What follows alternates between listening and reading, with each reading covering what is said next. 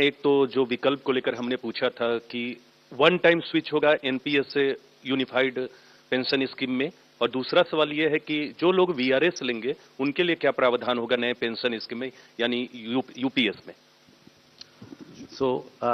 ये जो आपने कहा कि वन टाइम स्विच, हाँ, you can opt only once, you can not change your option. आपको एक टाइम ऑप्शन करना पड़ेगा कि मुझे ये चाहिए कि वो चाहिए। एक बार कर दिया तो वो इट रिमेन्स फिक्स्ड। दूसरा सवाल, वॉलंटरी रिटायरमेंट में भी ये 25 ईयर मिनिमम सर्विस का प्रोविजन रहेगा, लेकिन उसमें pension will start only from superannuation, not from the date of voluntary retirement.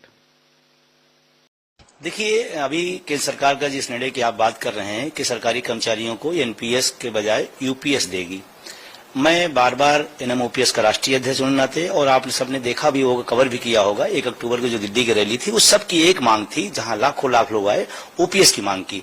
और हम लोग उम्मीद भी कर रहे थे कि सरकार हो सकता है इस पर बहुत गंभीरता से विचार करे। लेकिन अभी जो इन्होंने लेके आए हैं वो सच में एनपीएस से भी खराब है। इस दृष्टि से खराब है कि आपने नाम बदले हैं, व्यवस्था सब वही है।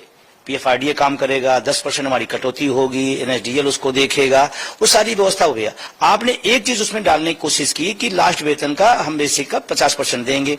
तो अगर आपकी ईमानदारी यही है 50% देने की, तो फिर ओपीएस में भी तो लास्ट सैलरी का 50% है।